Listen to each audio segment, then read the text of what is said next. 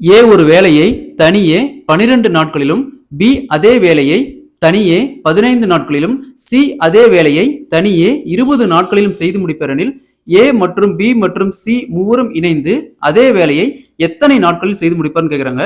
Time and ஒர்க்ல இந்த மாடல்ல சம் கேட்டாங்களா? இதுக்கு A into B into C வகுத்தல் கீழே A into B plus B into C plus C into A. இங்கே ஏ 12 பி 15 சி 20 வகுத்தல் A into B 12 into 15 plus B into C 15 into 20 plus C into A 20 into 12.